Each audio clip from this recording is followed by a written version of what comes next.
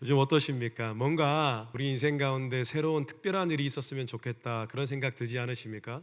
아마 우리 가운데 하나님께서 성공하게 해주셨으면 좋겠다, 또 하나님께서 삶의 기회를 주셨으면 좋겠다, 하나님께 쓰임 받았으면 좋겠다, 이런저런 생각 있으실 것입니다.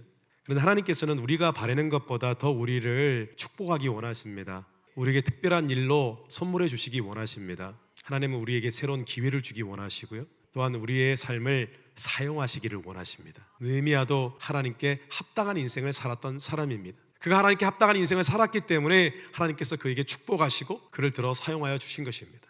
우리도 마찬가지입니다. 우리가 우리 인생에 어떤 특별한 축복이 있기를 바랍니다. 기회가 있기를 바랍니다. 하나님께 쓰임받기를 원합니다. 그런데 그런 일들이 있기 위해서는 우리도 느헤미야와 같이 하나님께 합당한 삶을 살아야 합니다. 그래서 오늘은 느헤미야의 모습을 통해서 하나님께 축복받고 쓰임받기 위한 합당한 인생을 살기 위해서 우리에게 있어야 할 작은 변화들에 대해서 잠시 말씀을 나누고 묵상하는 시간 갖도록 하겠습니다. 우리는 우리의 관심의 대상을 바꾸어야 합니다. 우리의 관심을 다른 관심으로 바꿔야 합니다.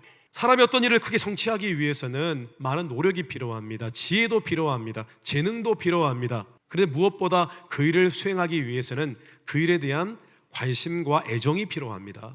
이 점에 있어서는 하나님의 자녀들도 마찬가지입니다. 그런데 이것으로는 부족합니다. 하나님을 믿는 하나님의 자녀들에게는 어떤 일에 대한 그 일의 성공을 거두기 위해서 관심과 애정만 필요한 것이 아니라 특별히 하나님께서 관심과 애정을 두시고 있는 그 일에 관심을 기울일 줄 알아야 합니다. 하나님을 믿는 사람들은 조금 달라야 합니다.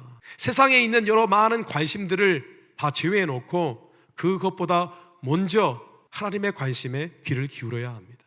느헤미야는 유대인이었지만은 유대 땅을 한 번도 밟아본 적이 없는 사람이었습니다. 비록 부모님으로부터 신앙적인 교육을 받고 자신의 민족에 대한 교육을 받았다 할지라도 그의 언어와 문화는 이미 왜곡화되어 있는 그런 세대입니다. 그가 페르시아 제국 아래에서 태어났을 때에 그가 고위 관직자가 되었습니다. 그렇다면 그의 관심이 무엇이었겠습니까? 인생에 성공하는 일, 높은 지위에 오르는 일, 삶의 기반을 다지는 일, 그런 일들이었을 것입니다. 그런데 이상하게도 느헤미야의 관심은 전혀 다른 곳에 있었습니다. 그의 관심은 저 먼 땅에 자신의 부모님 세대에, 조상 세대에 살고 있었던 저 이스라엘 땅, 그리고 남유다, 그리고 성전이 있는 예루살렘을 향해서 그는 관심을 두고 살았습니다. 특별히 그곳에 돌아가 1차 포로 귀환 때, 2차 포로 귀환 때 돌아가서 살고 있는 자신의 동족들에 대한 관심이 있었습니다. 이 말씀이 어떤 말씀입니까?